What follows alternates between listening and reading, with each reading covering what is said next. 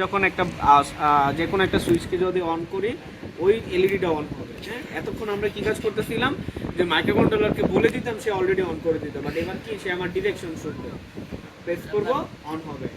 ওই LED on করার পরের প্রোগ্রামটাই আমরা আবার মোটর চালাবো। তবে টু নোট দ্যাট মাইক্রো কন্ট্রোলারকে সরাসরি এটা দিয়ে চালানো যায় না, মোটরকে চালানো যায় না, কারণ মোটরে একটা ব্যাক ইএমএফ তৈরি হয়।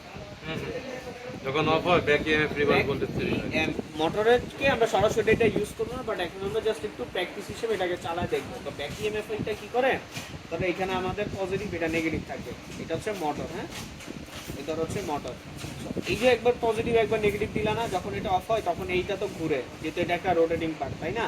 তো ও কি করে ব্যাক ইএমএফ তৈরি করে, উল্টা দিকে একটা ভোল্টেজ তৈরি করে। তো এইটা আবার কিন্তু মাইক্রো কন্ট্রোলার নিতে পারে, সেটা বার্ন হয়ে যায়। তো তার জন্য কি ব্যবহার করে, মোটর ড্রাইভার ইউজ করে। মোটর ড্রাইভার যদি একটা জনপ্রিয় সিরিজের নাম করি L293D, আরও অনেক আছে, বাট এটা একটা প্রচলিত ড্রাইভার যেটা দিয়ে মাইক্রো কন্ট্রোলারকে আমরা সিগন্যাল দেই, ওই কন্ট্রোলার ড্রাইভ করে আমার হচ্ছে মোটরকে। এটা সেফ জোনে তৈরি আছে।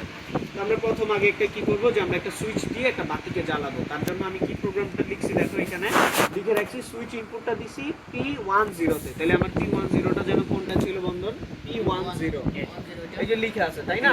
এখন এখানে আমাকে বলছে একটা সুইচ করতে। এখন আমি চাইলে একটি এগুলাও ইউজ করতে পারি, চাইলে স্লাইডারও ইউজ করতে পারি। ধরো এইটা একটু করলাম, এই তো সুইচটা আমি ইনপুট অলরেডি করে দিছি। এখন দেখো একটা ফ্যান নামে অপশন আছে না, ধরো এখানে একটা ভেরিয়েবল আমি এলইডি লিখছি, থাকুক একটা এলইডি। এটা কি কোথায় কানেক্ট আছে, P2 এর 0 নাম্বার পিনে কানেক্ট আছে না, P2 এর 0 নাম্বার পিন।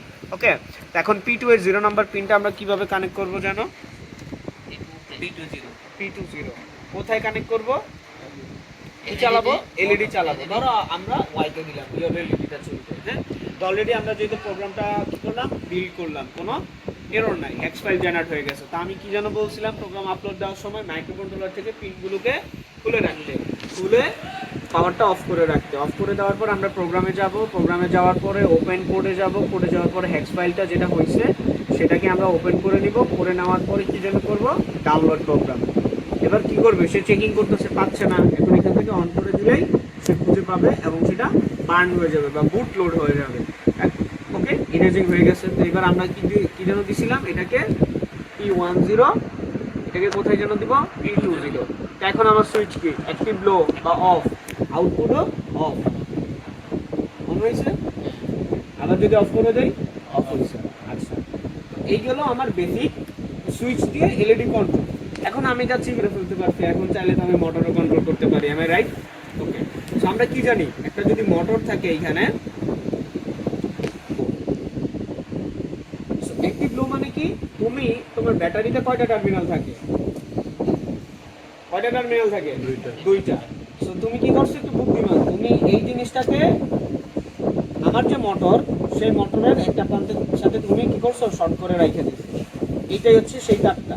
এখন তোমার কাছে একটা সুইচ দিলাম, এই সুইচটা ধরো মাইক্রো কন্ট্রোলার থেকে আসতেছে, এইটা যদি প্রেস করি তার মানে গ্রাউন্ড যাচ্ছে, কিন্তু তুমি কমন করে রাখছো কি, পজিটিভ। তুমি সুইচিং করতেছো কি দিয়ে, 0 দিয়ে।